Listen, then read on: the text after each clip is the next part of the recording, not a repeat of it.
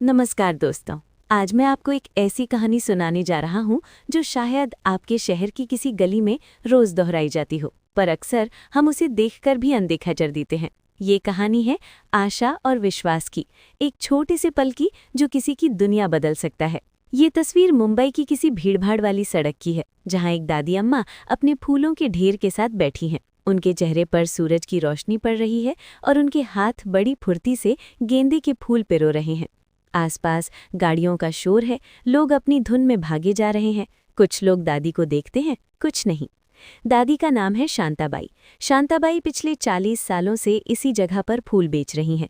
उनके हाथों की उंगलियों में फूलों की खुशबू बस गई है और उनके चेहरे पर जीवन के अनगिनत अनुभवों की झुर्रियां।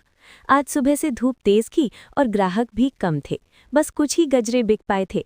दादी के मन में थोड़ी चिंता थी, क्योंकि शाम तक घर के लिए राशन और पोते की फीस का इंतजाम करना था। तभी वहाँ एक नौजवान आकाश आता है। आकाश एक मल्टीनेशनल कंपनी में काम करता है और हमेशा अपनी धुन में रहता है। उसका फ़ोन उसके हाथ में है और वो शायद किसी ज़रूरी ईमेल का जवाब दे रहा है। वो दादी के ठीक सामने से गुजरता है, लेकिन उसका ध्यान मोबाइल में ही है। आकाश मन ही मन, आज फिर लेट हो गया, बॉस का मेल आ गया होगा। दादी आकाश को देखती हैं, एक हल्की सी मुस्कान उनके होठों पर आती है। उन्हें ऐसे नौजवानों को देखकर अपने पोते की याद आ जाती है। आकाश कुछ कदम आगे बढ़ता है और अचानक उसका फ़ोन हाथ से छूटकर गिर जाता है।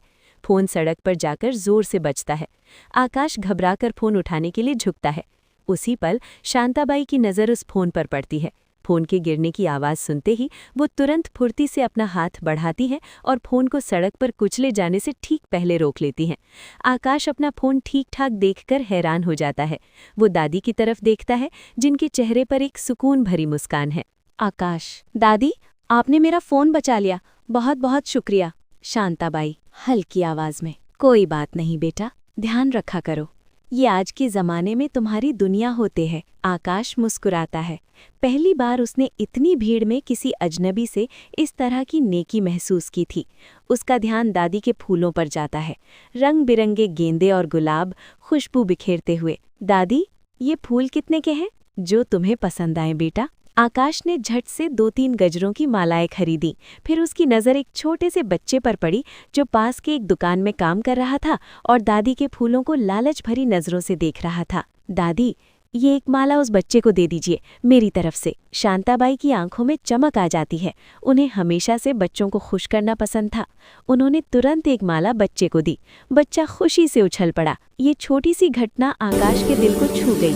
उसने दादी से थोड़ी देर बात की, उनके जीवन के बारे में पूछा।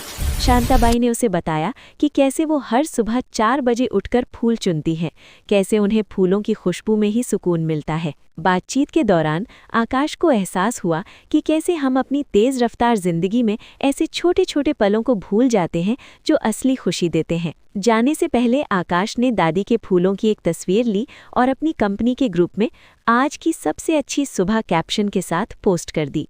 उसने लिखा, आज मुझे मेरी दादी याद आ गई।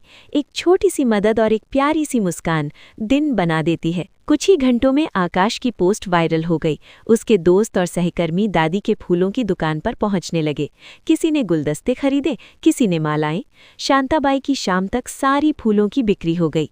उनके चेहरे पर एक ऐसी खुशी थी जो कई दिनों से नहीं थी। शांताबाई आकाश को देखकर, तुम तो मेरे लिए फरिश्ता बनकर आए बेटा। आकाश, दादी, आप तो खुद एक फरिश्ता हैं जो खुशबू और मुस्कान फैला रही हैं। उस दिन शांताबाई ने सिर्फ फूल ही नहीं बेचे, बल्कि उन्होंने आकाश को इंसानियत का एक सबक भी सिखाया। और आकाश ने सिर्फ एक पोस्ट ही नहीं डाली, बल्कि उसने अनजाने में एक दादी की दुनिया को रोशन कर दिया। आवाज़। दोस्तों, हम सब अपनी अपनी दौड़ में लगे हैं, पर कभी कभी रुक कर देखिए, आपके आसपास कोई शांताबाई होगी जो सिर्फ फूलों की नहीं बल्कि उम्मीदों की खुशबू फैला रही होगी। एक छोटी सी मुस्कान, एक छोटा सा नेक काम किसी के लिए एक पूरी नई कहानी बन सकता है। अगली बार जब आप ऐसे किसी चेहरे को देखें तो रुके, मुस्कुराएं और शायद कुछ फूल ही खरीद लें। क्या पता आप किसी की जिंदगी में आकाश बन जाएं। धन्यवाद। दोस्तों, अगर आपको ये वीडियो पसंद आई हो तो लाइक और शेयर जरूर करें और चैनल को सब्सक्राइब करना मत भूलिए।